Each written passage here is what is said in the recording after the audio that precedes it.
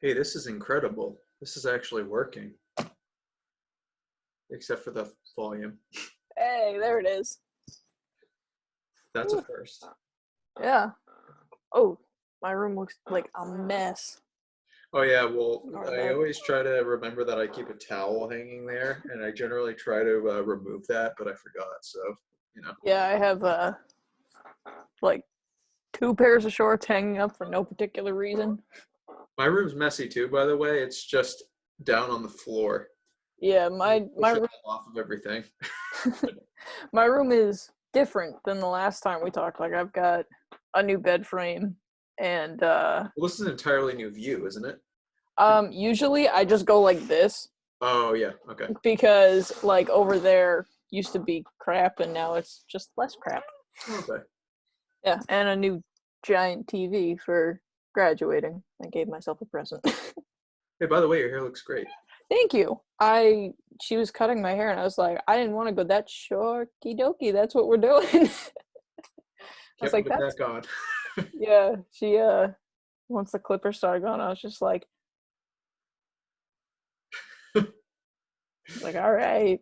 Maybe the lack of hair cutting over the last couple of months has gotten them a little overzealous, cutting, Maybe tearing it off. I was like, okay, we are excited for what's going on here. And what I say just does not matter. I'm thinking that a lot of people figured out over the last couple of months that they just are going to stick with long hair.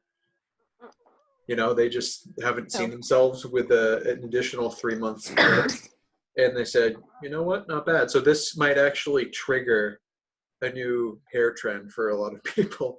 Yeah, for me that was not an option.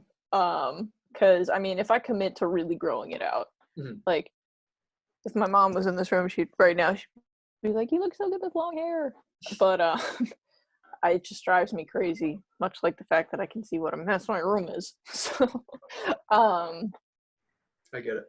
but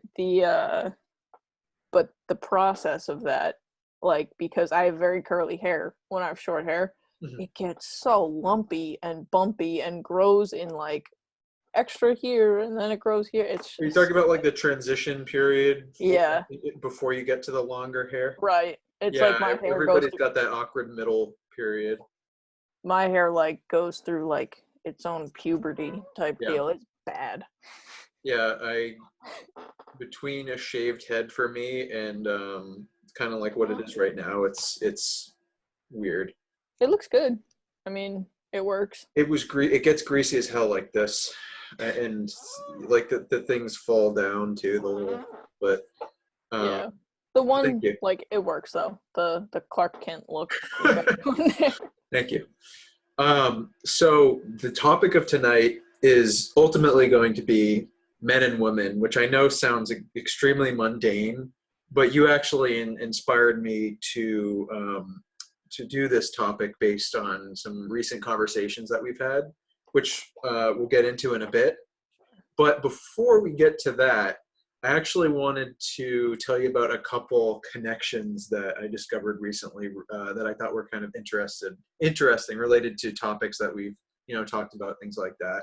For sure. So the first one was, well, maybe we didn't talk directly about cults, but you said that you listened to the episode about cults, right? Yes.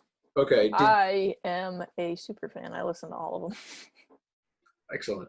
I like to hear that. So the thing that I thought was really fascinating that I had never really considered before was that one of the reasons that the government doesn't bring up cults and have the FBI address cults is because of the government's history with mind control, attempted mind control. Yeah, we were talking about that not that long ago, and there's a lot of validity to that theory. And I'm glad you said that actually, just because the way cults work is just it's insane. And when you think about the mind control aspect, and using media to the masses and Mhm. doing that sort of thing, I say it all the time about stuff like this, but you really can't take a deep dive down a very, very long rabbit hole Absolutely. Yeah, you get lost. quickly. um, So yeah, that's just a thread that I thought was a connection. Granted, he references that in the book, so that's not me coming up with that on my own. I just thought that was fascinating. Another one, and we're going to get more into this later when we talk about polygamy.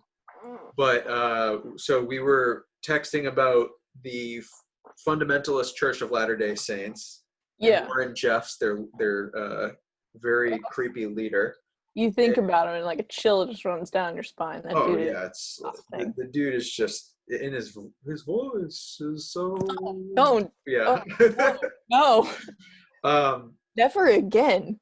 but the Pray. documentary that I was telling you about called Prophets Pray, which you can get Yeah. on Prime, it was originally on Showtime, I guess. But there was a moment in that brought up something that I thought was fascinating, which is, well, the whole thing was fascinating, but um, the fundamentalist Latter-day Saints, they basically, if you're a member, force you to give all of your wages to the cult.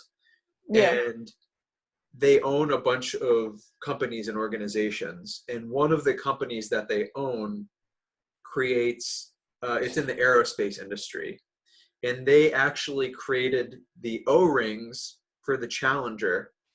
And if you remember the Challenger, the O-rings are what failed and caused it to explode. I So, remember the Challenger, but I didn't know that. yeah, so that was pretty interesting. An interesting connection between the fundamentalist Latter-day Saints, which you think is just this fringe group that doesn't really have to do with anything, Yeah. and one of the biggest disasters in, I think it was the 80s. It was Challenger the 80s.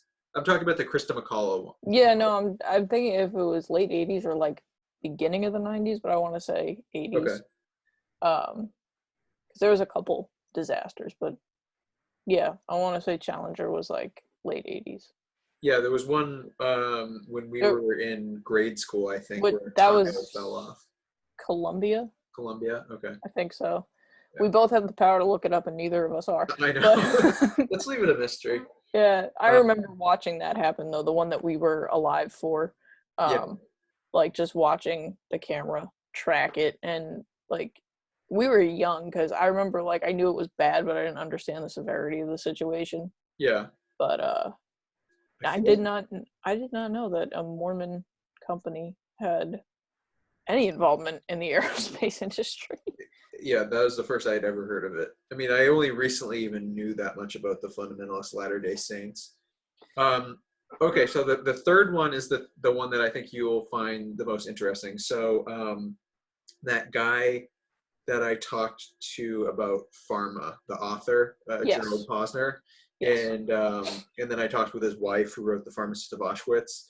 So in The Pharmacist of Auschwitz, she talks about how Auschwitz was 3 camps, and IG Farben, the German pharmaceutical company, put a facility right near the camp and actually used Jews from Auschwitz as labor and to test their pharmaceuticals on. This is fascinating, actually, because Mm-hmm. just quick side note, I'm going to send this to Dr. Offenberger. So, Dr. O, you're welcome. Yeah. I've told you about this project we did in my history class this past semester where we learned about a survivor who did a testimony, and we learned all about them. I know Mm-hmm. I've told you about that. My survivor worked at IG Farben. Oh. He was an electrician, so he was forced to he was like really good too, so he led like all the electrical work that went on inside, and actually provided a lot of insight into the interworkings of the chemicals and everything like that, and how it was kind of shrouded from other people seeing what was going on.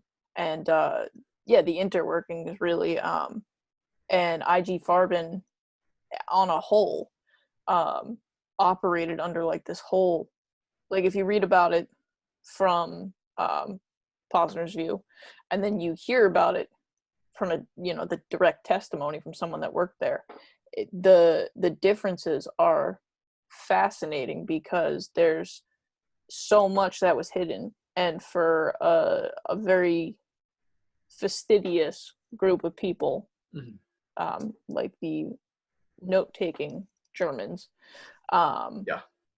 yeah, It's like a need to know basis, essentially. Keep Yeah, people in and the dark so they don't put pieces together. yeah, and even if you need to know and want to know, you still don't know. But his insight from inside of IG Farben, absolutely amazing. And kind of That's turns pretty everything. cool. Yeah, his name is Nathan Gipsman. I'll send you the link to his testimony if you want to check out his Yeah, please involvement in do. IG Farben. Did you But mention so there's this subsidiary of IG Farben. I don't remember the name of it right now, but they were the company that produced Zyklon B. And during the war, the Nazis asked that subsidiary of Farben to change the label of this pesticide so that it no longer had certain information and could be used in the gas chambers. They asked them to up their production. correct. And then after the war, obviously Zyklon B, which was in little canisters, and I think it was a blue granulated chemical. Yes. It had a lot of notoriety now, so they couldn't keep selling it under that name. So they changed the name to cyanazole and returned it to its original purpose as a pesticide. Sort of in that vein, this is where it gets interesting. Recently, a friend of mine who is Indian sent me a link of a lady. I don't remember her name off the top of my head, but she was talking to a French journalist about how American billionaires like Bill Gates have taken over where Monsanto, do you know the company Monsanto? I Yeah. do. Yeah.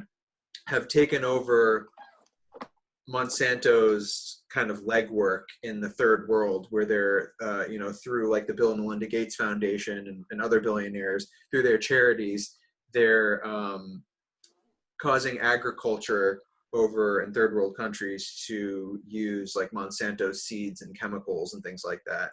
And Yeah. what this lady brought up is how after how a lot of agricultural chemicals today come directly from Nazi Germany.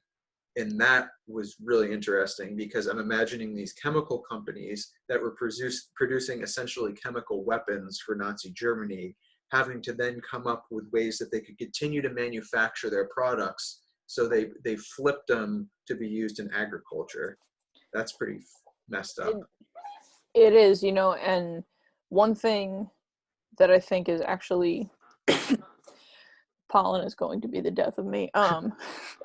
Relatively unknown is how many companies that are still around today had extreme involvement in Nazi Germany, like Krups. Like Krups. What is Krups? I recognize the name, but I mean, there's many variations of it, but like the Krups artillery factory, okay. Was where I know my grandmother was. I'm not sure about my grandfather because he was moved around a lot because he was a laborer. But my grandmother was kept there, and I know that as a business they still exist. I don't know 1,000% what they do, but it's things like that, and things like the offshoots of the chemical testings that they did there that have moved to different places with just a little less information or a name change. It's kind of fascinating and terrifying what you can get away with. And by you, I mean the universal you. Yeah, I'm with you. And I don't necessarily blame companies that just happened to exist at the time and continued to and maybe they felt, maybe they were compelled to participate in the Nazi regime. I'm talking more about the companies that actively profiteered, were profiteering. Yeah. I think you are too. Yeah. Yeah, like IG Farben and Krups of that time. I keep thinking of coffee when it comes to Krups, and I mean that could be something else, but yeah, I mean the because IG Farben is gone now. That company It switched names or merged into something else, right? it merged into something else, and there's an IG Bear. It Farben. might be Bear. Might be, Yeah. but I know that there's a memorial site like the IG Farben memorial stuff. Like if you type it in, it comes up, and there is a little bit of history about the part that they played. So at least it's taking accountability. That's good. For their role. Their role in. That's pretty important. It is. You don't have to go scour your entire company and go on this like world apology tour, but simply acknowledging the role that was played, I think, is really important. Oh, But totally. You know, it's not only taking accountability, but it's also just like it's a little piece of humanity that comes with taking accountability for your actions. Like just like saying I'm sorry doesn't undo what was done, but at the same time, like all these years later, we still talk about everything for a reason. yeah, So, you know, the people that take the time now to recognize the wrongs of the past so that hopefully they won't be repeated in the future, that's big. I'm hoping, I just mentioned this to somebody recently. It would be awesome if there was in the future like an international apology day where Great. everybody just apologized to, I'm not talking about, I mean, maybe at the individual level too, but like internationally, the Germans apologize to the Jews, the Americans apologize to anyone who has slave ancestors or Native Americans. The More people apologize to the Jews yeah, because we just the get Turks shit on. the Turks apologize to the Armenians, like Yeah. everybody just around the globe. The Japanese apologize to the Chinese, the Indians apologize, whatever. But everybody Yeah. should just like say, you know what, we've all done messed up shit, and we should acknowledge it. That's dreaming, I know, but Yeah. Well, I mean, Trump apologizes to literally everyone, Mhm. which will never happen. But I think, you know, that like bridging the gap idea is at the moment fairly unrealistic, unfortunately, but I think Oh that yeah. that would be wonderful. Because I mean, some of the biggest movements start with one idea, Mhm. and that is a fact. So that would be great to see too. My Yeah, people could because use an a lot of apology. this stuff too, I mean, obviously you still have ongoing stuff and you have legacy stuff, but a lot of this stuff did happen a while ago. So you have new generations of people where it's like, it's not like the wounds are healed, but time has gone by and the original perpetrators for a lot of this stuff aren't necessarily still alive. But anyway, I digress. So Sorry, something's let's, happening outside. oh, that's okay.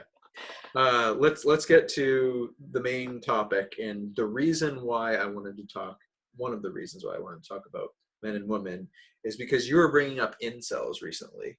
I was, because I sent you. We talked about incels briefly when we touched on Elliot Rodger, Mhm. um, but I saw another By the way, incel. can you explain Elliot Rodger quick? Sure, For Elliot Rodger was the son of I want to say Peter Rodger, but one of the executive producers of like the Hunger Games and stuff. Like he okay. very in power family. He was the perpetrator of the Isla Vista shootings in I believe 2014. And his manifesto is online. I read it for a terrorism class that I was in. It's truly the writings of a madman, Mhm. um, all based Rambling, right? around, yeah, rambling, and all based around that women didn't like him for the alpha male that he was. He was an incel. Mhm. So that culture is there. And then I saw this thing because we had talked about it, and I saw this article about how there had been a shooting at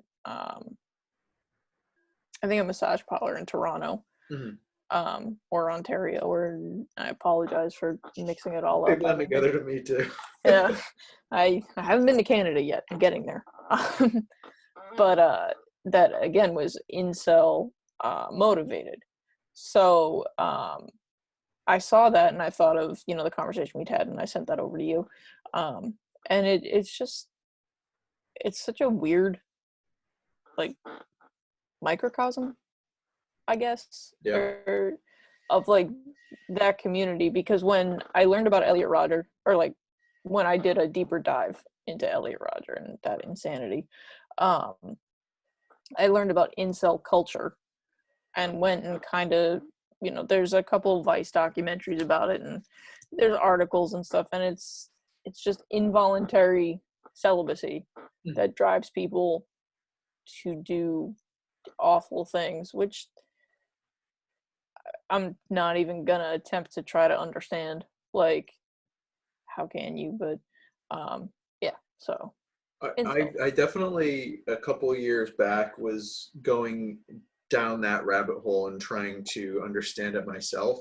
Yeah. And we briefly mentioned, or I brought it up in a previous conversation with you, how I almost liken it to how when Sam Harris was on Bill Maher, remember when Ben Affleck was on and they were talking about Islam, and Yeah. Sam Harris was talking about concentric circles in the Islamic community, where like the inner one is jihadists, and then there's a slightly larger one where it's Islamists, and then a slightly larger one where it's conservatives, and then the biggest one is like everybody else. So like the everybody else is like, you know, 75, 80, 90% of the Islamic world. So they're just peaceful, whatever. I think about that when it comes to men too, where it's like incel is like the nasty molten core of of equivalent to like what jihadist is. And then if you get slightly outside of that, then you get the I suppose red pill, if you've ever heard that term before, which I is have. can be like pretty misogynistic, and like, you know, women are just gold diggers and you might as well just get used to that because they what's the term, they monkey branch, like when they see another Yeah. guy that has more, they'll just swing over to that. Yeah. And then there's outside of that, you have men's rights activists, which like there's some highly questionable stuff, and then there's some stuff that's like, oh, okay, that makes sense, like questioning fathers, the legal rights of fathers in courts and custody cases, things like that, you know, Yes. Yes. or men making up the majority of jobs that they get killed, or soldiers, or you know, there's some legitimate issues. And then sort of outside of these, and by the way, there's a term, I don't know how used it is, but it's the manosphere. And I think that, I've heard it yeah, I before. think that Yeah. those three together comprise the manosphere. And then outside of that is all other men who are like, Yeah. I have no idea what that is, or I We're don't just engage with like that. there, like, Yeah. what's up, guys? You know, Yeah. that's my man impression. Think. But the incel thing is really, um, I think it's been exacerbated by a couple things. One of them is the fact that a lot of guys, they feel like feminism in the incel community, they feel like feminism is just entirely screwing men over. Like anything that has come from feminism has been to the detriment of masculinity, and Yeah. um, so that is one central belief. But I also think that there's like kind of online and video game culture mixed in. And then the third thing I think at play is hookup in dating apps. Yeah. I was gonna say, I think a big thing that's tied to manhood, I guess, I mean, would be the amount of sex that a man has. Yeah. Because, you know, you've heard of notching a bedpost, notching a belt, whatever. Mhm. And obviously not every man is like that, you know, disclaimer.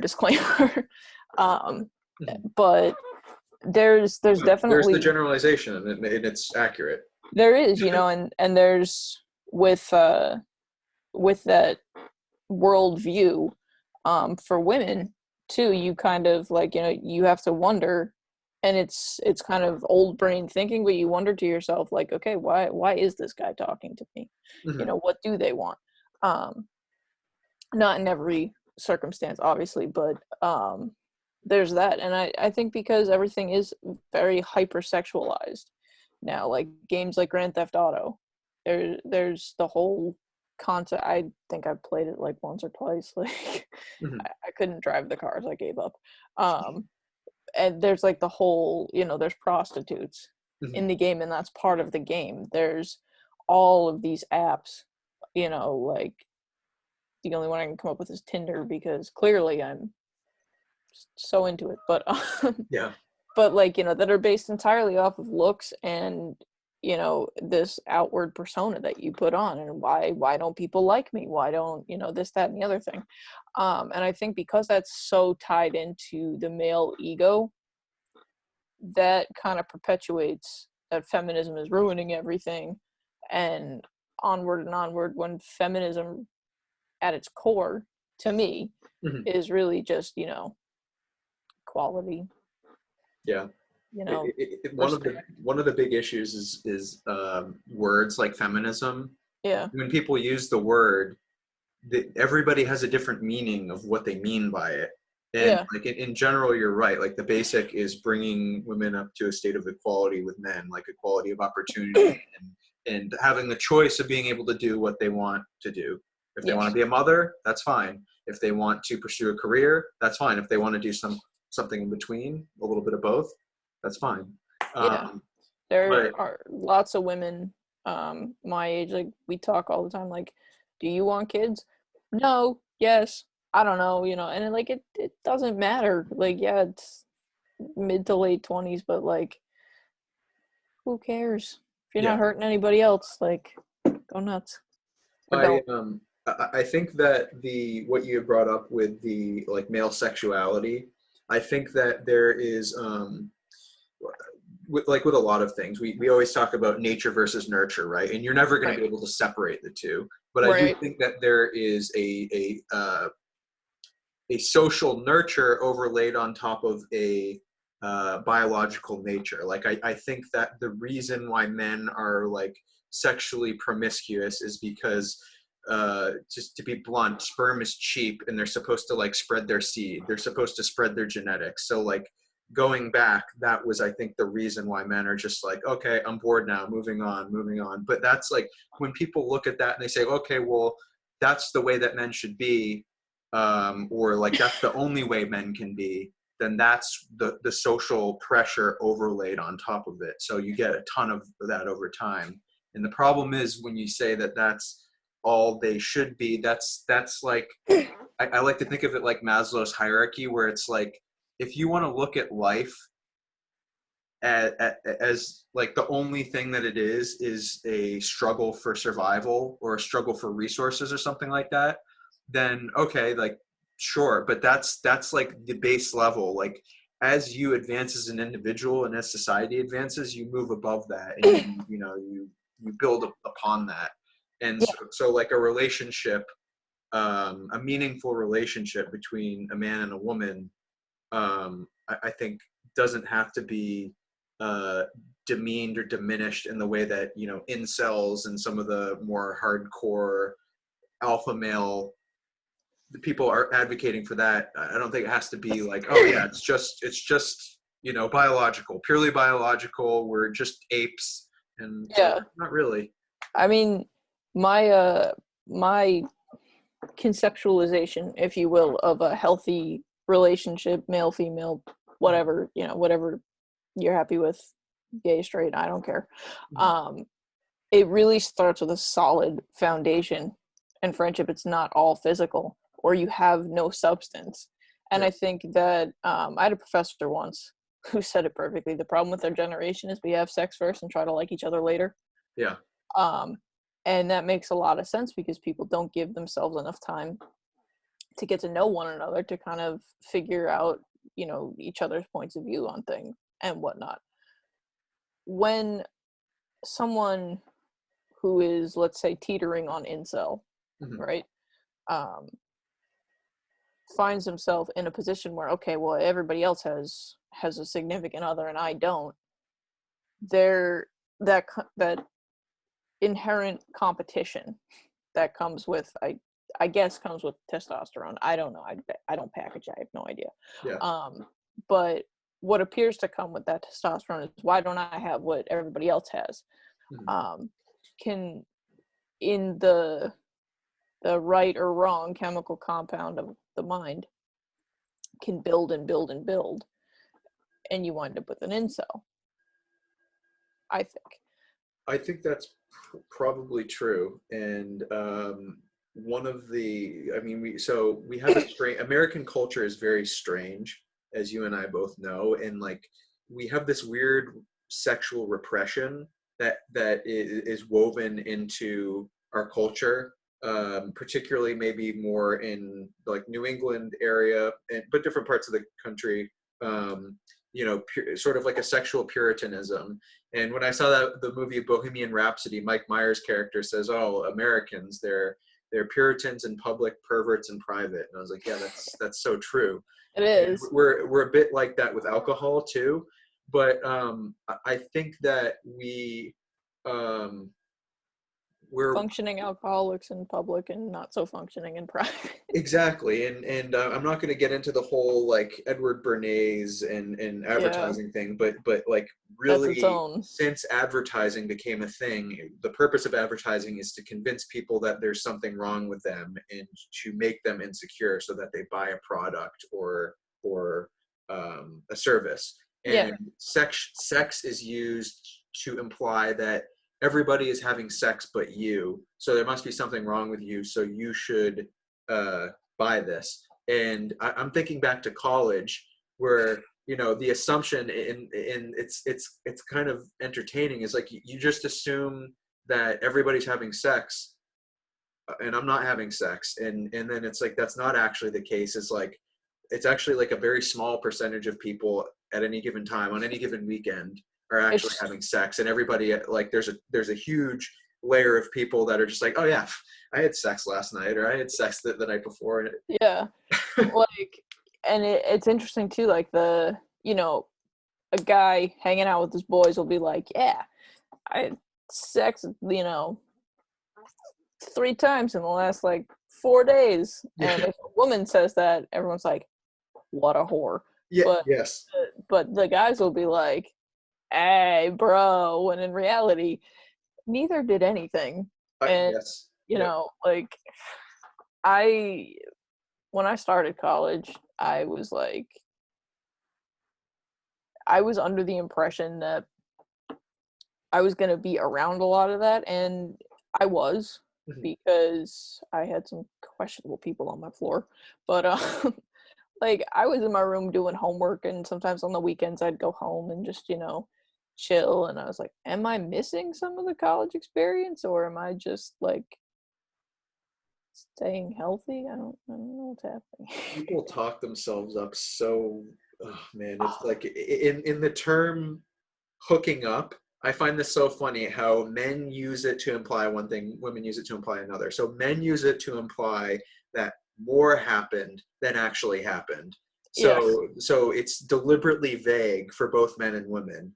It's yeah, like, well, what actually happened? And then women use it to imply that less happened than actually happened. exactly. Like, oh So yeah, we just hooked up. yeah, But and the guys were like, yeah, we hooked up. And it's like it's that like and the slight friends are like, I know inflection. what that means. Yeah. It's like kissed her goodnight. Way to go. um, it, so one of the issues with dating culture now, dating apps, if you even want to call them a lot of these dating apps, is, as you mentioned, it's so heavily and obviously appearance based. Oh yeah. Flick, flick, flick, flick, flick, go through as many, as possible. And the unintended consequence of that, and I'm not saying that like, boomers and older people tend to think that because people use dating apps or hookup apps that they're never going to have a monogamous relationship in their life. And like maybe some of those people are monogamous, maybe they're, what's it, polyamorous or whatever, like, Yeah. so be it. Yeah. That's Polyamory. fine if that's their inclination. But the majority of people still, I believe, actually prefer monogamous relationships or ultimately find themselves in one. And At least for me, that's the goal. and I think that questioning monogamy was had utility in the sense of like anytime something is overly imposed, like when hardcore conservative ideologues push monogamy and force it on people, and you should get married, and why aren't you married yet, and you should be having a family, and that gets to Every be Jew would want at exactly. function ever. So I like, it's important to push back against it and to question anything and to question any institution, any value. And but at the same time, it's important not to throw the baby out with the bathwater. And I am Yes. concerned that we did just like that was done with religion to an extent, where like there are a lot of ethical principles within religion that we might have thrown out when we threw out the stories of religion. Yeah.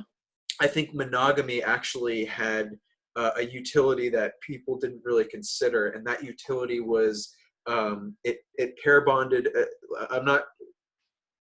I'm disregarding gay and lesbian relationships in this context. I'm not saying Yeah. that they shouldn't exist. I'm just strictly talking like heterosexual relationships Yeah. here. Another disclaimer out there. Yeah. Everybody's welcome. But it's saying like a man and a woman pair together, and then sort of like everybody has one, and it Yeah. gets rid of the concept of, we'll get into this later, but the concept of polygamy and harems and things like that. And one of the side effects of decoupling, like, you know, the dating apps decoupling from monogamous relationships and just being sex and hookups, and also purely image based, purely physical, is that just like we have in the economy a disproportionate flow of income to a few people, the same thing is happening with sex, where a very like the most attractive 1% are having 99% of the sex or whatever, you know. Yeah. I'm not saying it's actually that stark, but it's extremely disproportionate. Very much And so. that is what incels are seeing. And that's why they have their whole culture of like, what is it, Chads and Stacys or whatever. And Yeah. Yeah. they're seeing how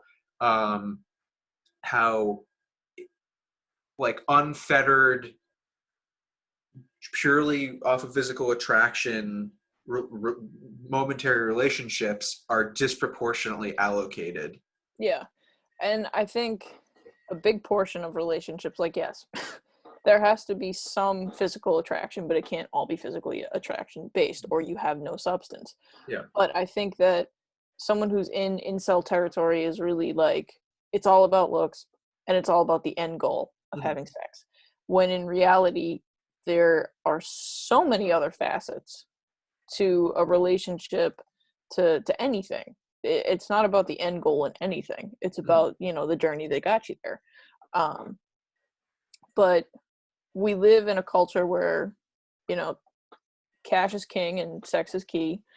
And we are like, the media is kind of like, hey, this is what you should be doing. Why aren't you? Here's the Mhm. typical American family. You're at that age. You know, you don't have a family yet. Why? You know, it's all these things. Like, I get it from family members, like, you know, why do you have all the tattoos? Guys aren't gonna like the tattoos. Why do you have the short hair? That guys aren't gonna like the short hair. And it's like, well, some of them might not. Yeah. Other ones will. But, you know, and it's also like, why aren't you married yet? I'm in school. That is, So that has to be one of the most annoying questions. I don't come from like a devout Catholic or religious family that asks that regularly. I'm sure relatives are definitely questioning that, but oh man, that I don't get it too often. There's like a couple aunts that I get it from. yeah. But that is when I'm like, I'm sorry, you're on my, because I'm a little deaf in my right ear. I'll be like, I'm sorry, you're on my deaf side. What? Like, Yeah. you know, but it's that, not, you know, this progressive era type thing. It's just like, that's where I'm at right now. You know, I've always been of the mind that if a relationship is going to happen, it'll happen. Yeah. Great, you can't force it, because it just doesn't work that way. Then it's just not real. Mhm. But when you get those questions, especially if you're someone who's very insecure about themselves, you're wondering, what is wrong with me? Why am I not getting married yet? You know, things like that. Whereas you've got someone who's like, I have these goals and ambitions, and if, you know, Mr. Right comes along, awesome. Yeah. If not, I have homework. Yeah. I get what you're saying, absolutely. So Yeah, the scary thing about what incels do and what they believe is effectively that women don't really deserve a sense of agency or free will, and that basically everything I just said doesn't matter. yeah, and that basically women should be like apportioned to men, like on Yes. an even basis. It's basically like vagina socialism, where it's like a vagina for every man. And it's like, that's not exactly considerate of humanity. Like, Can you think how many politicians would run on that, though? and Like, based on what Trump said just about grabbing a woman, like, can you imagine that platform and the disgusting success rate it would have? yeah, it's disturbing. And so, like, on one hand, I look at this and I'm like, okay, like this is ridiculous, and this has to be addressed as, like, no, you know, you can't just say that I deserve sex, or I deserve attention, or I deserve adoration, or I deserve, and like be cynical and screw the world. But at the same time, I do understand the frustration of seeing people, like, if somebody like Tom Brady puts out a book on how to successfully pick up women, you're like, mm, Yeah, you think it's okay, your like, I think I personality there, know guy? why. I think I know how you pick up women. Yeah. I don't think it's based on any tip that you're going to give. Yeah, I don't think, your allure comes from your conversational skills. Mhm. Just a thought, Yeah. But like, that would be Tom Brady, of course, cuz like I've heard him talk. He's been hit in the head a few times. Like I don't mean to diss Tom Brady. I just simply mean to say, like, it's the same thing with. he left us, all right? He left. Do you remember there was a book, a very popular book called The Secret? Yes. Okay, and I believe it's, the author's talking about how, the trick is confidence, and this is how you do it, and this, and then you flip to the back of the book and it's like an exceedingly attractive picture of the author, and you're like, I think I know the origins of some of the things that you're saying, and you're not letting them on in what you're telling people in the book. That's all I'm Yeah. getting at, but Well, I think another thing that gets missed too, especially if you read like Elliot Rodger's Manifesto, or you watch some of the documentaries, or you find yourself in a situation where you are talking to an incel. I have not found myself in that situation that I know of, and I'm cool with that. Actually, not. I would imagine there's a relatively small proportion that openly declares themselves as such, but Yeah. I've definitely had a conversation with somebody who I would classify as one. If you put it like that, then me too, for sure. Yeah. But yeah, not like an incel, just is what it is. As far as that goes, one thing that seems to be lacking from their understanding or conceptualization of what they're supposed to have, nowhere in there, and it sounds so corny, but nowhere in there is love. Yeah. And they like never bring it up. And I think if you're missing that, you're really missing the ball, because that's a huge part of how we're supposed to go forward, if you will. You don't get married because you have to, or you're supposed to, because you're at a certain age. You get married because it's built a license, but you get married because you want to. Yeah. And because it's based around the fact that, hey, these are two people that love each other, that want to be together forever, and want to get up in front of their friends and say so. And that's great. And if not, that's okay too. And it's not all about the end game, which I think a lot of people lose sight of. Even Yeah. not incels, just people in general lose sight of the fact that it's not all a race to the finish line. And it's a cynical reductionism to say that it's, it's ultimately just. But first of all, it's a commoditization of sex. Sex is a commodity, is what I'm trying to say. Where that's it. And when I say it's cynically reductive, it's just saying, like what I was talking about before, where it's like, the pursuit of life itself is just a pursuit of resources or something like that. Yeah. And sex is just another resource. And why build any meaning or abstract emotions on top of that? If you want to try to live that way, I think you're they're missing a lot, as you just said. Yeah, you're missing a yeah, lot. I think for some people too, there's the obvious fear of getting hurt Yeah. and not wanting to put themselves in that position. But I think for that, at least it's just, I own the world's squeakiest chair. I'm sorry.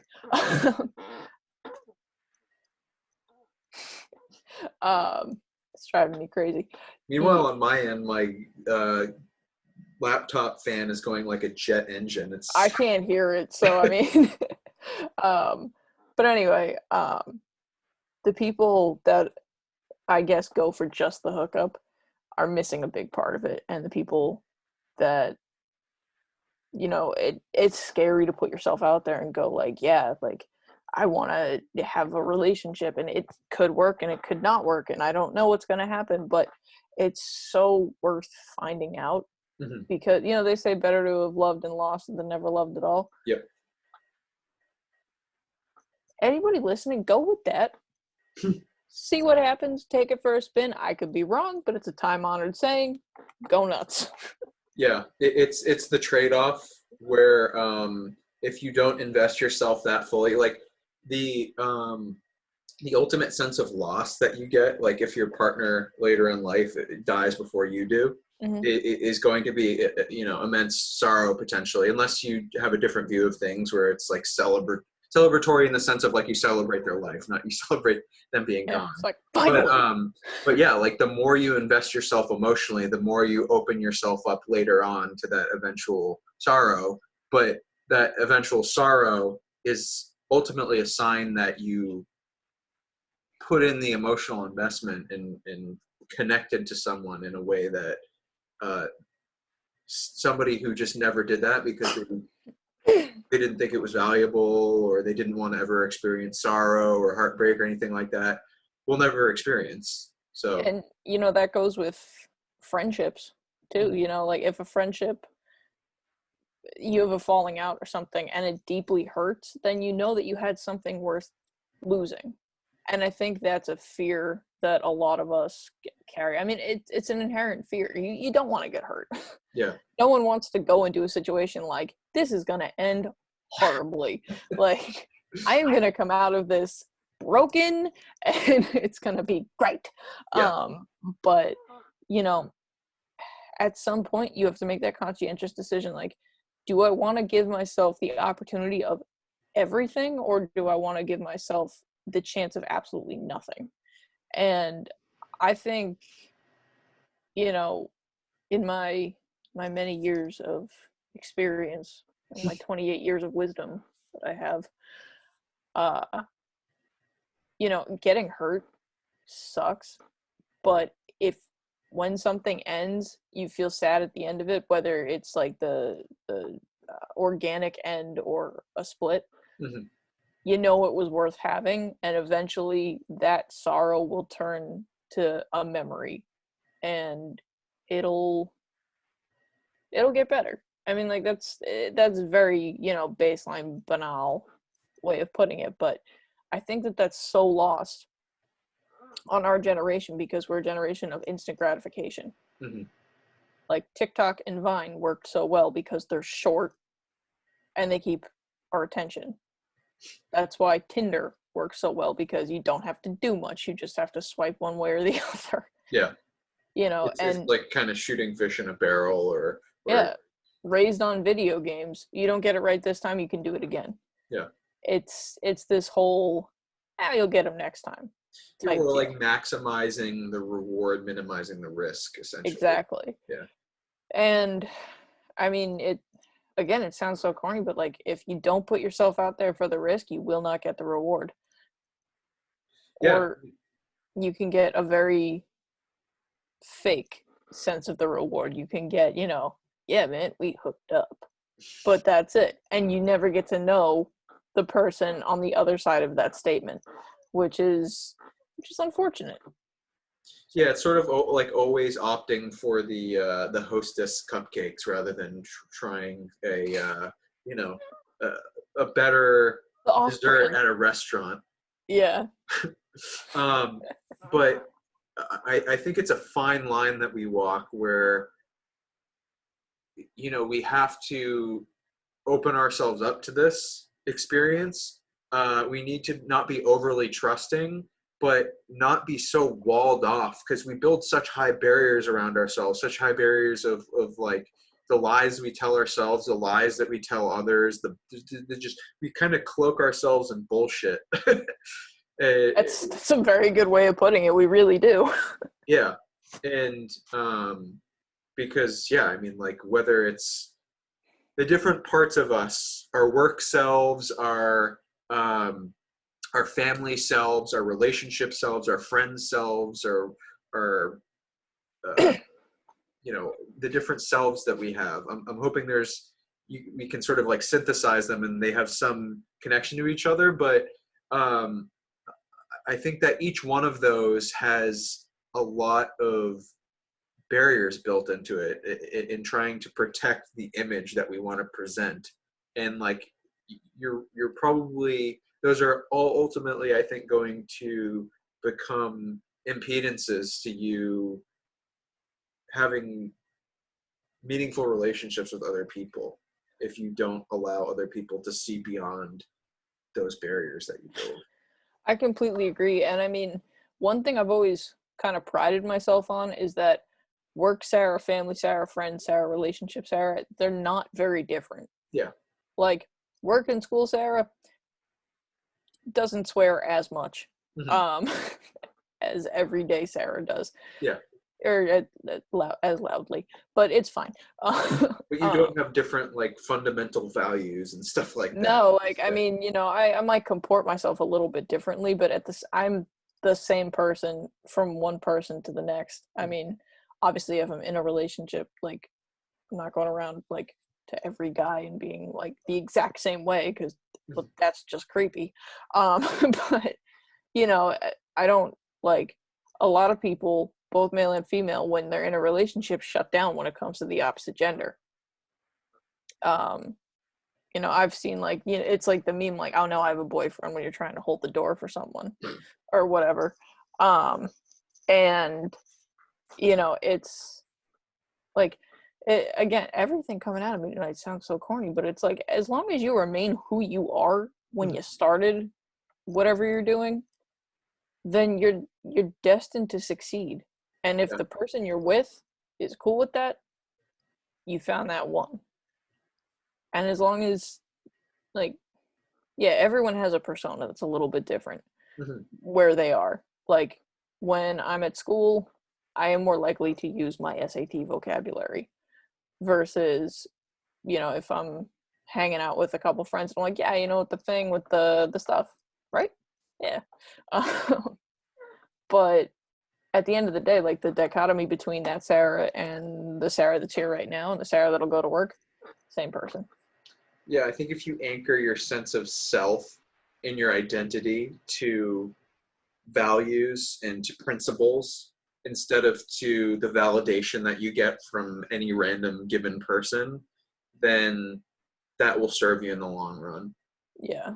You know, you're not going to be, well, who do I need to become if that person just dumped me or whatever? Now I need to reevaluate myself. It's like, nope. If you sort of did it properly and thought in the whole Noske Teipsum, thanks, Mr. Quantum, know thyself. You and your damn bow tie. Yeah, if you do that, then you're able to survive the storms and the doubts and everything a whole lot better.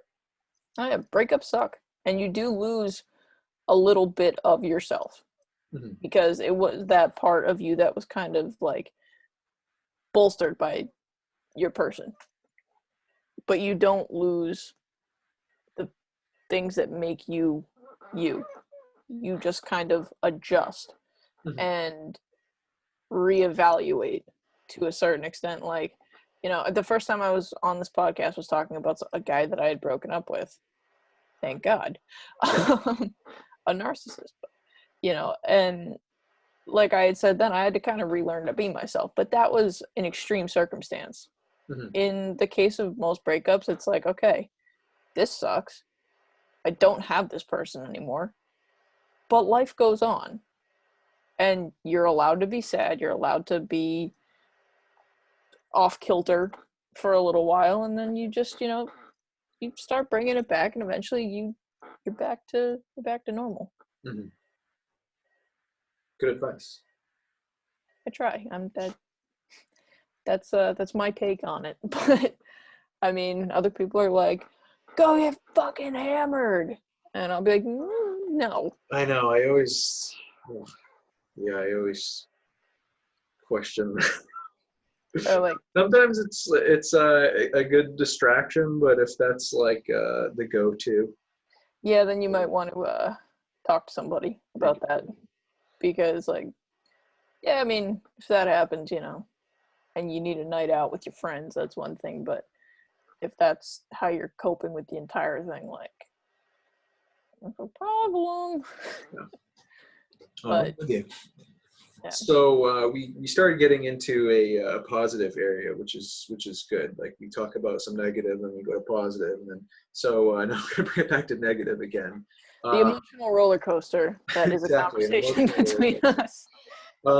So I was thinking recently about the Catholic Church scandal, sort of the spotlight scandal, and Yikes. molestation cover up, and how the church basically played a giant shell game with its priests and moved them from diocese to diocese to try to cover it up. And I just love the transition, and that's how you get through a breakup now.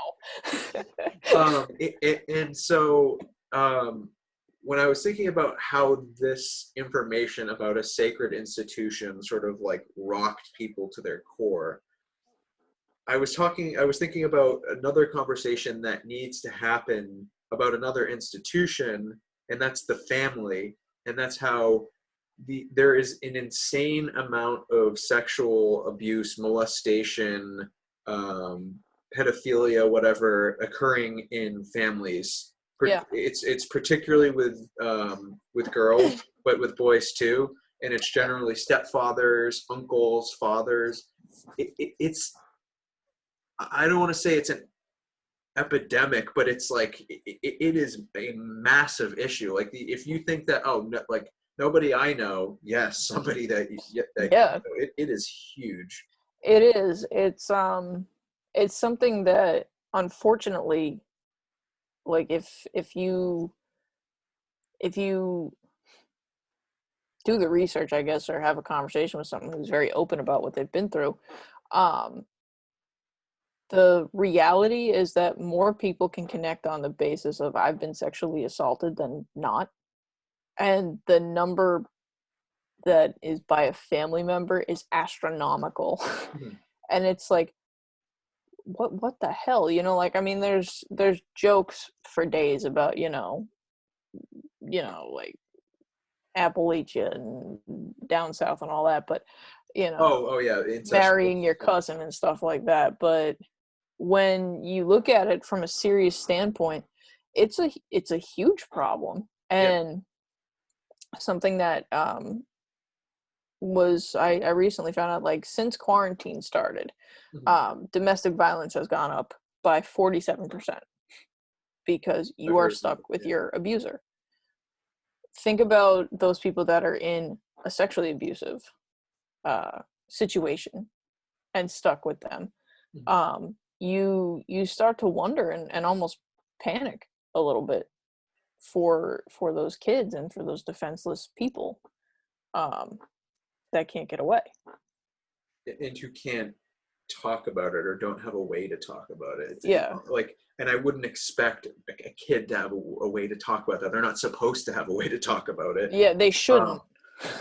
And that's why it's incumbent upon other people who do have the means to articulate to talk about it. As uncomfortable as it is, people prefer to think that this is a phenomenon of Hollywood, with the casting couch, in the Catholic Church, with the diocese, but the institution that is quite literally closest to home that this occurs frequently in, incestuous abuse. This isn't just something on Game of Thrones. This is something that is actually occurring in, I've met quite a few people who have, you know, it's not like they make it their point to talk about it regularly, but have like brought it up. And I mean, the first episode of this podcast that I had, I was talking to my friend, and she was saying that it was just a little piece of the podcast, but she said, yeah, you know, I mean, I was molested when I was 7, or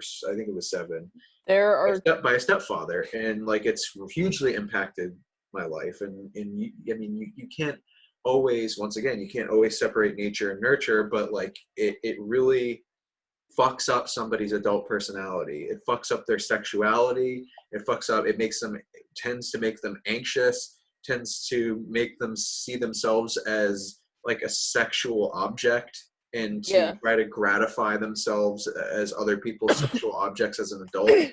um, it leads to I've heard that like a massive percentage of porn stars were molested when they were younger. I believe that. I don't know, I but don't know how accurate it is or what statistic it is, but you know, like this I is. know a lot of people, unfortunately, that have been molested or abused by a family member. Some have been like older brothers, and it's just like, ugh.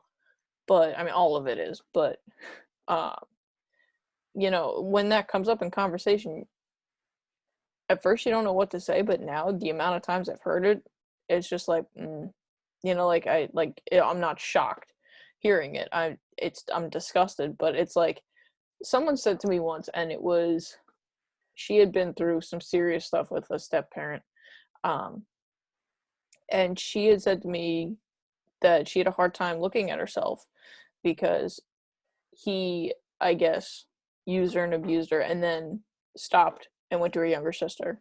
She was like, I was good until I wasn't good enough. So how do I become good enough again? And Mm, I was like, girl, I don't know. yeah, But that's like a layered darkness that that's tough to process.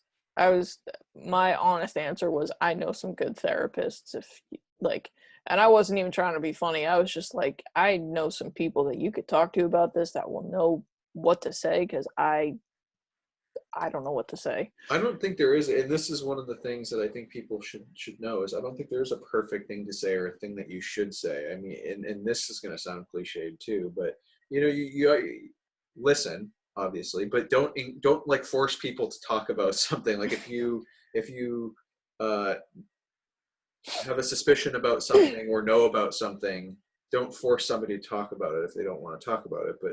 But like, I don't know if there's ways that you can signal that you're open to like Yeah, to. well, there are certain times where you kind of have to, like, if it's, unfortunately, with kids, like I've worked with kids a lot, and you become a mandated reporter. Yeah. So if there's something you suspect, or someone tells you something, you have to do something about it, even if they say, I have to tell you a secret, and that secret turns out to be, you know, mommy gets drunk and then beats me. I have to tell someone, I'm sorry that I told your secret. Mhm. But in the same vein, or not the same vein, but the same idea, if someone is talking about it, in my experience, they want, and again, this is in my experience, disclaimer, they want to keep talking about it, Mhm. but don't really know how. So what I've come to do is just kind of like almost repeat the last thing that they said back, but with a slight inflection that makes it sound like a question, Mm. and then they keep going. And I feel like if someone feels comfortable enough with me to talk about something like that, I will put down what I'm doing and I will listen to you all day, Mhm. because it is an awful thing to have to talk about. But if you feel comfortable enough with me to talk about it, I am all ears, all yours. Go for it. Mhm. Um, but you know, it's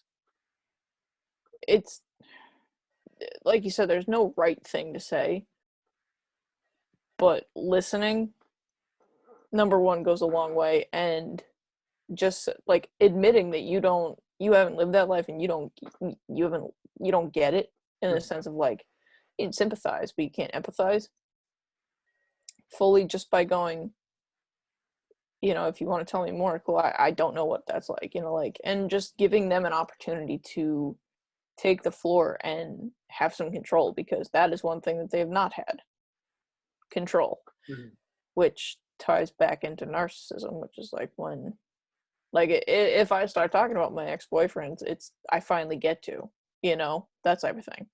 And although I really don't want to anymore, so maybe that's some healing that I've done. Go Sarah. Anyway, but it's like that opportunity to speak is so key, and the people that are able to and are able to talk about it, you slow clap it out for them and give them all the credit in the world, because it is such a tough topic to not only raise but to own. Yeah. Because you're a sum of your parts, but you are not what's happened to you. That's just a part of your story. And you're not responsible for it. I think a lot of people feel responsible. There's it's not your fault is like, you can hear it and you don't believe it, but it really isn't your fault. It's got to be incredibly cathartic to have somebody who's willing to listen and not have to hold it bottled in. But at some point, after talking about it enough, you got to feel like it's okay. That sponge is wrung out. Like there's not much I don't want to just keep talking about this over and over again. Yeah, I have to move on. Like this is how I think a lot of things need to be dealt with. Is they need to be addressed, and then you ultimately have to try to move on. It's like, I'm not saying you're going to forget or you're going to. There will be things that trigger you. There will be things that a certain smell will bring back a really bad memory. And there has to be the breadth to go, like, that's okay. It's okay that you don't feel okay, because that's part of your history, but you don't define yourself as that, which is what I found with a lot of survivors that I've talked to. Because, like, legally you'd be called the victim, but in reality you survived. Yeah. And I think that there are a lot of people, like, it exacerbates the problem, I think, when you see that it's a topic that's a taboo or that society doesn't want to talk about.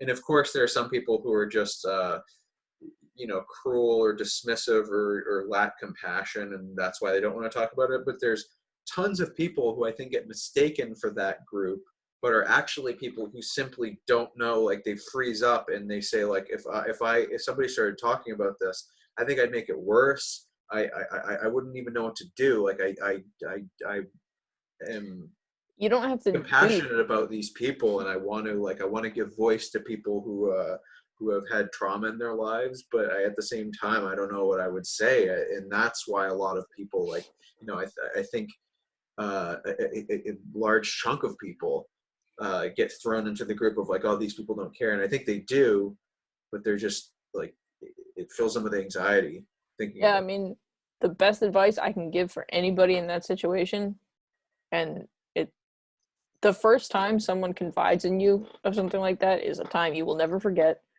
because it kind of shakes you to your core, because it takes something that happens and puts a face to it. But the best thing you can do is, if they're talking, just listen. You don't have to say anything, which, coming from me, is like ridiculous, because I don't stop talking. I talk constantly, but you don't have to say anything. You don't have to have an answer, because there is no real acceptable answer that makes what happened okay. All you can really do is listen. And if you have something relevant to say, by all means say it, but don't say something for the sake of just contributing to the conversation.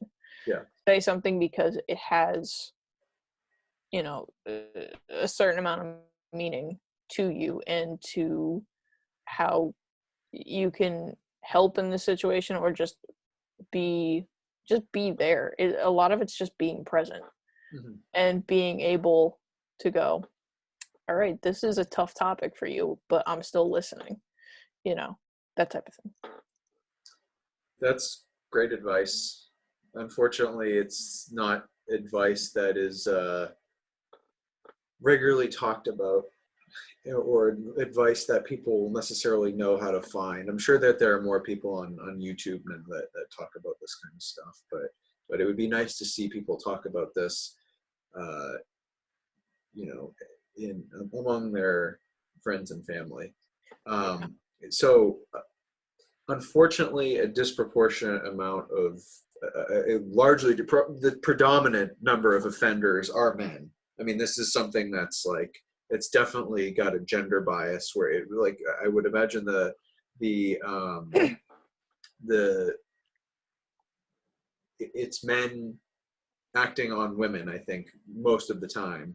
Yeah. um And and of course there are of course, offshoots, men on men, women on women, women on men. yeah, There's yeah, but the the typical demographic would be yeah, women. and I think that there's it kind of gets to psychology in the brain, where it's like a lot of these conditions, um, certain conditions disproportionately affect the male brain, and I'm not sure if it's related to the condition itself, and then how that interacts with like testosterone and stuff like that. But like, we've talked about it before, psychopaths, sociopaths, narcissists, um, pedophilia, like a lot of these violent tendencies.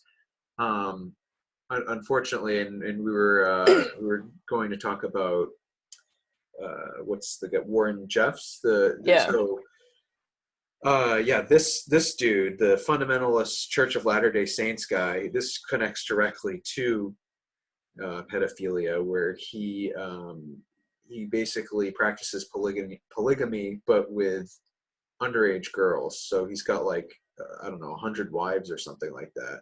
I remember when the compound was raided and they took all the girls out and you just saw these just endless lines of kids coming out of that compound that he had kept them in as his child bride, and it's just Yeah, like this is something that I'm hoping, like, between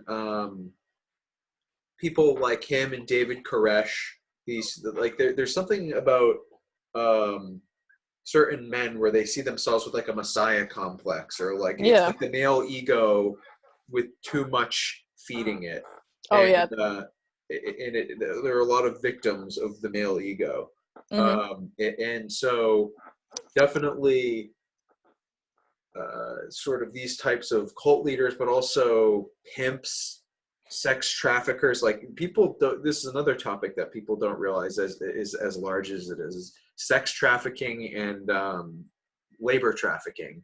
Yes. It's massive. It's huge, and it's on such a scale that the sad reality is it can be happening right near you and you have no idea.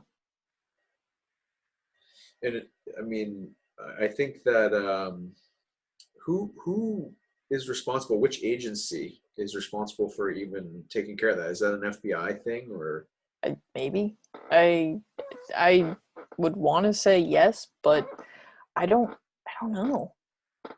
that's crazy that that's something that can be happening in your backyard, and Yeah, I just mean you. not literally in your backyard, but probably, but in I your mean, like there's some bunnies in my backyard that have been kind of chilling, but that's about it. So I mean, I think I'm clear right now. But um, you know, if the scary thing is, like, it's so easy that, like, when I moved down here, right, I don't know anybody. For all I know, some of the institutionalized stuff can be happening right down my street and I don't know it. um to my knowledge, it's not. I live around some pretty good people, but you know there are lots of young kids that live on my street, and some act a little bit different than others, and you stop and wonder for a second, are those kids okay? I have friends that are teachers, and I've straight up asked them, and like, what do you do when you figure it out, and how do you figure it out? And I mean, I guess there's like a whole litany of warning signs and ways to find out, but it's like, no one should have to know that. No one should have to be trained and prepared to figure that out. Oh, it's messed up, and it makes me think of, because you were talking about before how it's just, I think we were talking about molestation at the time within the family, and you're Yeah. saying it's just such a common thing, and it does almost remind me of, mass shootings, unfortunately, and how we've adapted to just being like, oh, there's another mass shooting today. Yeah, That's and not then you got to news. go, which one? Yeah, and how we have things like teaching kids how to, like, have Hide. shooting drills at their school, Yeah. that kind of stuff.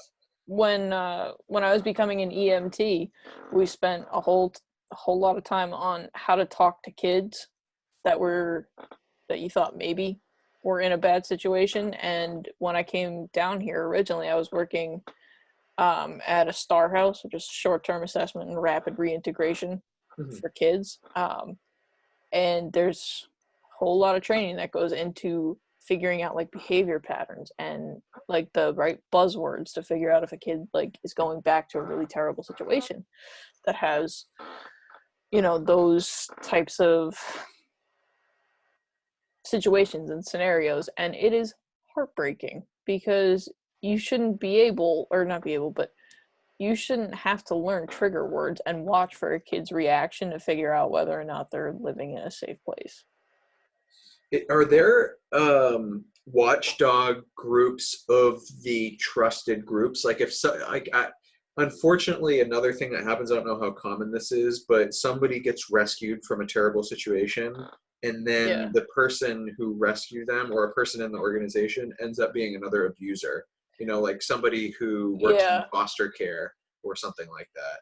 Unfortunately, that's a big reality, and I'd be lying if I said I knew the right answer, yes, no, or a percentage, but I do know that is something that happens. Yeah. And I do know that's why, I've talked with you about the troubled teen industry, which is something I would love to talk further about The what at industry? some point. The troubled teen industry. Yeah, that's something I would love to expand upon, but the foster system, sometimes phenomenal, other times, oh my God. It depends family to family, and that's just one of those things that it's an abuse of power. That's really what it is. It's going, I'll be this temporary parent, but I'm going to do this, this, and this. No, it's not okay. I have such a hard time with the rationalization of how people make their decisions when they're ones that have such ramifications for so long. Like, I saw this thing on Facebook, and it said, we've been in quarantine longer than Brock Turner was in jail. Brock Turner was, he was this. Explain him anyway. He was I want to say he was a collegiate swimmer. Don't hold me to that, but he was in college, and he raped a girl behind a dumpster, got caught, and because I think it was his father, his coach, said he shouldn't have his life ruined for 20 minutes of fun. Whereas, that was like the most cringeworthy line ever. It was like, are you? It was bad. What? We've been in quarantine longer than he was in jail because of money and misplaced power. Brock Turner, I lump him in with the affluenza teen. Ethan Couch. Don't ask me why I can come up with these names. Like, where these this is like, I have the same weird brain where like I kind of study these things, and I remember a lot of like negative names, and like if somebody brings up a story, I can like easily just be like, oh yeah, that's this person, but then I have to deal with the I'm thinking in my head, like, if I just drop this name, am I gonna have to then explain probably why I know that name? Perfect example. A couple of my friends were traveling back from Colorado. They were driving not that long ago, and they were like, oh yeah, we're staying right outside Terre Haute, Indiana. And I was like, did you know Terre Haute is where Timothy McVeigh was executed and remains the only domestic terrorist to be executed in the United States? Yeah, Thanks, in Terre Haute. Yeah, you're super fun, Sarah. And they were like, what? Yeah. Like, luckily enough for me, they were really high. So I explained it, but they didn't really remember the conversation the next morning. Anyway, so I lucked out there. But like, I was like, Sarah, of all the things you could have said, that's what you went with. Like, did you know this awful fact about where you are right now? Well, I would have appreciated that, but yeah, I know I would. unfortunately, there's just a narrow realm of of If people I that was there, I would have appreciate been that. like, if I had been there, I would have been like, hold on, Pat, listen, guess where I am? But Um, some so people are like, that's odd. Good for you. See ya. so hold on, what were we just talking about before Terra Hope? Um, two people who can't remember shit. Yeah. Um, We were talking about institutionalized power, affluenza, oh coming yeah, up with yeah, yeah. random names. The affluenza teen, and basically how Brock unfortunately. Turner's a Oh, douche. one of the things I wanted to bring up is I bet that Instagram is used for human trafficking a lot. Where like Yeah, that's come up in the Instagram news. models and influencers, like you get somebody, some like Saudi prince who's like, "Hey, come over here and I'll pay your airfare," and then he gets sold into. I mean, I'm not laughing. Like I'm just saying that. Oh no, it's just like that Yeah, uncomfortable, like this yeah. happens. Hashtag oh no. Yeah, but I mean, I bet that there's like people who that there are young women who find themselves in extremely uncomfortable situations where they've already taken somebody's like money and they're in a strange place. Somebody flies them out someplace, and then they feel compelled to like reciprocate and offer sexual favors, or feel forced into offering sexual favors. Yeah, and depending on the age and understanding, like the level of or the capability of cognitive growth, I guess, I don't know, Mhm. of that person depends kind of what happens to them, and it's really scary to think about, like, you know, your own naivete that's not even your fault, it's just your age, Mhm. kind of dictates what happens to you, and that's just not fair. Yeah, and then there can be sort of a like one thing after another. Domino effect. Yeah, domino effect. It's at the point where I'm forgetting basic words. I can see Oh, you're like thank a you. little tired, Yeah, like, thank you for. I'm about I got you. to effectively wrap it up. But so basically, We'll have to come back for another episode. yes. Um, I Oh think a God. lot of the things that we've been talking about and how they're sort of like when men go bad. I think a lot of this stuff is tied um, to I don't know, like I said, sort of the male ego and testosterone and things like that. But I think that like when men do messed up shit, they do it at a scale that is extremely like visceral. And you're like, you think about all the most fucked up shit in history, and it's generally a guy that did it. But I think that women are fucked up in their own way, and it tends to be more like on a social level. Like this is where I think that like men and women at their best. I think that men and women's like I think their brains, probably because of testosterone and estrogen, they have different realms that they tend to be better at. That's not to say that like Yeah. you have to be better at this if you're a man or a woman, Yeah, I but I mean, think like, that chemically. men tend to be better at teaching the individual self, like principles and like you think about like the ideal father, Yeah. and sort of imbues principles and maybe a sense of ethics, and then the ideal mother would be um, teaching the Nurturing social and self. I think women tend to be better at teaching the social self because they tend to be more just they just have higher social intelligence, I think. um I but think it's interesting too because you said, women are fucked up in their own way, and that's completely true. mhm, Um, and just the society we live in now, the right person would be like, "How dare you?" You yeah, know, even though it's completely true. Um, women are biologically programmed to usually, like, in the base sense, to nurture. Like from what's the word I'm thinking of?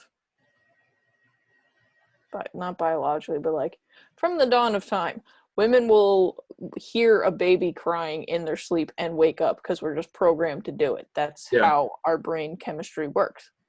Part of being a woman. Shout out to all the times my nephews wake up sobbing and I don't need to do anything about it, but I wake up. Yeah. One of my nephews starts freaking out, screaming, and it's like, what's up, dude? Your body, some biological thing is going, like an alarm's going off, and then your like modern self is just like, I'm going to bed. It's like, all right, what do you need? You're not mine. Yeah. Mom's got, like that's like, it's a biological imperative. Whereas, the typical male will, be stronger, need, like that kind of thing. Like with all the jobs I've had, they've been very, male oriented because I like a physical job. I like to be moving around. Sometimes I will play the girl card and I'll be like, if something's really gross, like I worked at a retirement home and one time there was just a bathroom situation that I played the girl card for. I was like, I'm not dealing with this. I was like, I'm calling a boy. I'm not doing this. Yeah. There's just too much happening in here. I was like, I need a boy. And left. There's a certain threshold of human feces that you will not cross. That is literally what happened. Like, I would tell the story, but I ate a few hours ago and it's that gross. Like, I literally walked in, walked out, and was like, I'm calling a guy. Yeah. I am playing the girl card here. But, because clearly men are just wired to deal with that shit, literally, better. I think that women are, like, I think it's safe to say that they tend to be generally more considerate of people, and that is, like, like them having a better social awareness than men in general. We try. Is good in social in the social sense. Unfortunately, that works to their detriment in, I think, like the business world, where it's like it's like about assertiveness and the male, like, fuck what those people think or like their emotions or whatever, like we'll just kind of bulldoze through it. But I also think that assertive, what a bitch. What'd you say? If a woman is assertive in business, what a bitch. Yeah, exactly. Yeah, so I think that, well, I think that a lot of, this is what I find frustrating, is I think a lot of women who are trying to, like, pioneer in some area that was previously dominated by men, they use men that are successful in those areas as their template of what they should be like.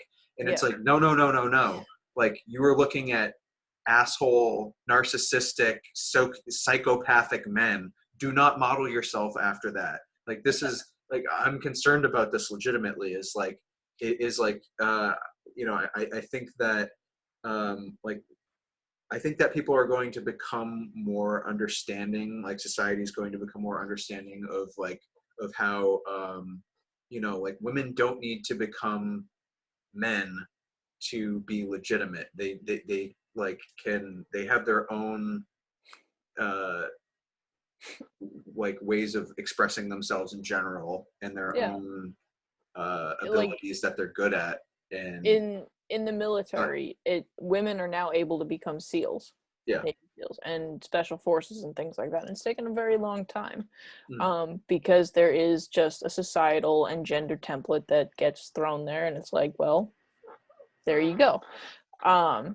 And women that push forward in their fields are bitches and assholes. And, if a man did it, it would be, wow, he's assertive, like, what a guy, what a man's man.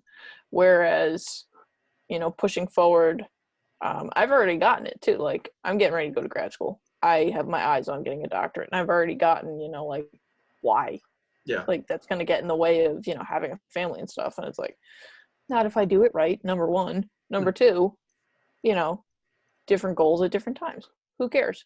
But the movie Hidden Figures? Yeah. The woman in NASA. Yeah, I almost just said the movie Stranger Things. I'm a little tired too. Hidden Figures. Like, you look at those women, and they, not race aside, pioneered Mhm. the ability to do this math out and had to be listened to by their male counterparts. Like, young women, follow that example. Like, walk away from the pack. It's so important. I'm like not the poster child for doing things differently and being wildly successful at it. But if I or you, or if you had followed the pack, though, like, as you were supposed to, like, typical college guy, let's Mhm. go with that, because like you're wearing a frat shirt. Let's say you followed that path, you'd be a completely different person. But you branched off and did your own thing, and now you're Mhm. doing this, and it's completely different, and it's great. I branched off of what was expected of me. I have my eyes set on a field that is specialized, and it's not exactly a happy one, but it's something that I'm very passionate about and that I care about. So, like, just don't follow. You don't need more people Yes. that are going, I think I'm doing this because I have to. Yeah. Don't just do what's socially safe, and that Do, is that can be a big problem. like, save money. Do that. That's a social thing. Do it. It's a good plan. Been there, done that. Great plan. But One of the things that gets talked about the most, obviously, and we spent the majority of this episode talking about it, is how like men are shitty to women, because that's yes. just, it tends to be the most visceral, eye-popping examples of how humans are shitty to other humans. Yeah. But I think that we can't forget, and we need to have more conversations about how women are shitty to men, how men are shitty to men, and how women are shitty to women. Women Because are horrible to each other. Like, it just, ladies, you gotta support each other because ain't nobody else gonna. yeah, and do you remember there was have you ever heard the name Andrea? I think it's Andrea Dworkin. Dworkin. She was like the last name is Dworkin. She was a hardcore feminist, and she kind of looked like Hagrid a little bit. So she I was a know who you're talking about. I think A it's little. Andrea Dworkin, and she Yeah. was quite homely, and she had a view that any sexual relationship between men and women is rape, basically. And so I was like, I A kind little of out like, there. she was sort of like, I mean, I still consider the incel ideology worse, but she was kind of like the equivalent on the like the women's side, where it's Yeah. like, okay, lady, like chill Yeah, out it's, here. yeah. But Just dial it down just a little yeah, bit. dial it down just a little bit. Dial Um, it down, reel it in, and calm so down. you were talking about hidden figures. I think it's really quite interesting. I think that men and women, and I think this gets back to testosterone and estrogen, is like men are more like the chest beaters. They need to like be seen and like, look what I did, look at what I just built, look at the, and like I think that women have a more toned down, like their power expresses itself in a more subtle way. I think Yeah, that and I women, think that's changing a little bit, but I completely I think agree it is with you. changing. I think you're right, but I do think that there's like women exhibit power in a more social way than men Definitely. do, and I think that throughout history, like the husband or the patriarch of the family might have been like, "This is my family. I am the breadwinner," and the wife was probably just like the Yes, kind of the yeah. puppeteer in the family that knew how all the social shit worked, and could sort of pull the It's strings, and it's like in didn't need the limelight. And I'm not saying that like women don't deserve limelight. I'm not saying anything like that. But I'm saying that like I think historically that's sort of been how it is. It's like women have had more power than I think the modern feminist narrative of patriarchy gives credit for. there's something I've always remembered, and I swear I do more than take my life advice from movies, but My Mhm. Big Fat Greek Wedding is where I got this one from. Yeah. Was, the very patriarchal Greek family. Um, you know, the man was like, I am the head of the house, and the matriarch was like, but I'm the neck. and the neck controls the head. Exactly. And that right there says everything about what you can do as a woman with your power, even if you're quieter about it. Someone like me, if I do something that's earth-shattering, and if I do, good for you, future Sarah, because past Sarah didn't think you were going to. I'm going to be screaming it from the rooftops, because that's who I am. Yeah. But, whether that's your MO or not, that's fine. Just find your level of comfort and, just be yourself. Make your mark in the way that you want to. There's this thing that I love called the dash theory. And it's, between the day you were born and the day that you die, there's a dash. And in that dash is everything you did, every person you met, every relationship you had, every fight you had, everything you did, all your life experiences crammed into that dash. And it's your job to make that dash count at the end of life, wherever you go, whatever theory you subscribe to. Make sure that that dash means something. And if that means that you are in the limelight and you are talking about what you're doing and your work and everything that you've done, great. That's part of your dash. Make it count. But if it was you were the puppeteer of the house, but you were happy about it, then you made your dash count. Yeah. I like that. Too many people are too scared to go and put what they really want in their dash. And I've been that person. But I know that at the end of everything, I want my dash to count. I want someone to go, damn, she did everything that she could. And I'm gonna. I like that. I like that a lot.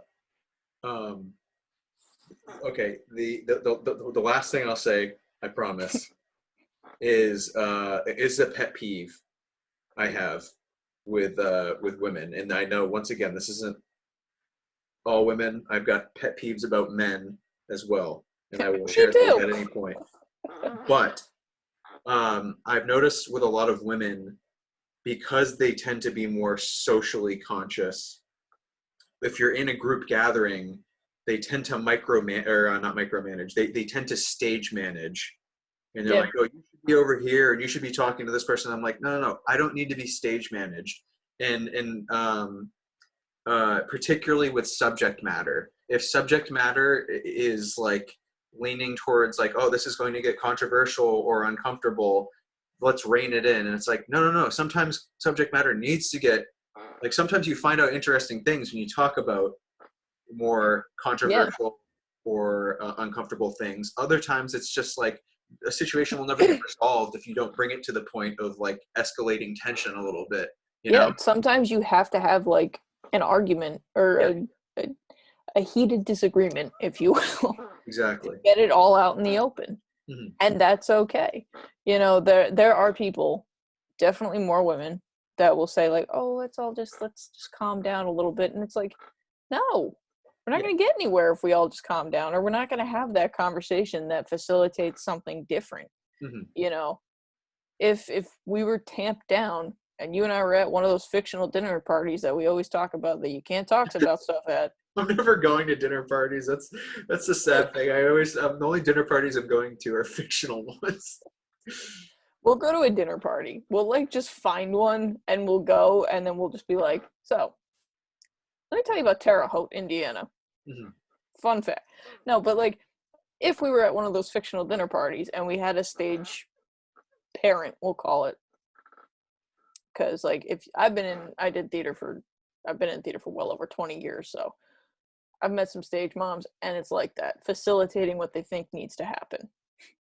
If it was like that all the time, these conversations would never happen, which would then close the option of having more cogent conversations and thoughts and everything like that. So long story short, unless it's a very triggering subject and someone there has just dealt with something awful, let the conversation be organic, and I promise your dinner party, people aren't going to leave after dessert. They'll want to hang out for a minute. Exactly. If they stay really stage managed, it's just awful. It's It like is. it's like nanny state, you know? Yeah. Like, I am not a toddler. You do not need to tell me what to talk about.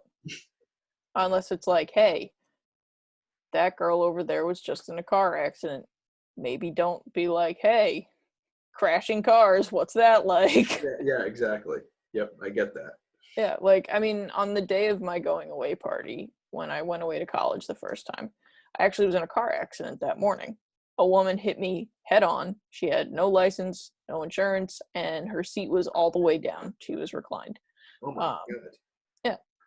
And my uncle actually ended up putting up a picture of the totaled car so people would, like, when I was getting a hug, you know, people do like the 3 pats on the back. I'd be like, Yeah, yeah, please don't. So like that was managed in the sense of like, let's not hurt Sarah. yeah. But like, you know, aside from like very visceral things like that, just let it happen. Let things be natural and organic. And then you know what? It's gonna be a lot better. Yeah, let people sort of like do what they do, you know? Yeah, and if people are uncomfortable, doors over there. Yeah. Because I'm willing to bet there are at least a couple people that are going to want to sit down, have some really, from the outside, fucked up conversation about something that no one else thinks needs to be talked about. Mhm. They're going to have a good time. And then your dinner party was a success. Yeah, there's always a Schrodinger's douchebag. The person who did I tell you about this? The person who only decides after they've said something based on the reaction in the room, whether they were kidding or not. I love that. Schrodinger's douchebag. I love that. I can't wait to use it at an Not my own. inappropriate time. Somebody told me about it. I thought it was I love it though. I will credit you to credit the other person. That is hilarious. all right. That's all I've got for tonight. Same, we covered some stuff, so I'll be back. We had what, 3 things we were going to talk about and got through like one and a half. I know. I was really just sort of after a while. I was like, okay, I think I'm going to throw this one. I'm going to throw this card out, and I'm going to throw that card out. So maybe it didn't come out in the best order, but You know, it's we're just having a conversation yeah, as you facilitate them. The man versus the mob. yeah, exactly. It's a very chaotic-minded man that doesn't that Is talking to a chaotic minded woman who, you yes, know, it it like works. yeah, it works on many levels. Like you wouldn't mind it, but my neighbors do. I'll be doing yard work and I'll start dictating like a paper to myself that I want to work on or an idea that I have for, you know, something about the rise of the right. Mhm. Um, and because I'm partially deaf, I am a little bit louder than necessary because I can't hear myself. And there's nothing like neo-Nazis at 9 a.m. Yeah, They're just really, I'll be like, and loudly then, dictating about the alt-right. yeah, I'll be like, I'll be dictating something that like I know I want to write later, and I literally have gotten people like from like a yard away, and then I'm like, all right, it echoes. That's not my fault, but also Sort of. maybe explain to your small child what I just said in a way that is not like really damaging because they shouldn't have heard that. Sorry. But that that's me. That's awesome. All right. Well, what's the expression? Make your best dash. Did I say Make that your right? dash count. Make your dash count. Make your Make sure it's a good dash, but make your dash count. make your dash count. Yeah. Do it every day. Make sure that whatever you do that day, you can look back and go, it's a good day. And if it wasn't, make the next one better. Make it count. All right. Have a good night, Sarah. You too, Pat. We'll Thanks for talk to number you six. soon. This was number 6. Thank you for having me for the 6th time, and I'll see you for number 7. Yeah. And as restrictions continue to lift, we will start vlogging and going places. I have a list of places that I Yes. want to go. Chernobyl. That is a little further down the list. You know, just gotta make sure we're good at traveling together, and you know, wait for the planes to kind of. Nope. Chernobyl right off the bat. Oh, all right. Well, I mean, if you can charter a flight, I'm down. Just bring your mask. but like a gas mask. Right over the sarcophagus. That's my goal. All right, then make it happen. Just tell me when I need to be on the tarmac. Good to go. Saturday. Okay.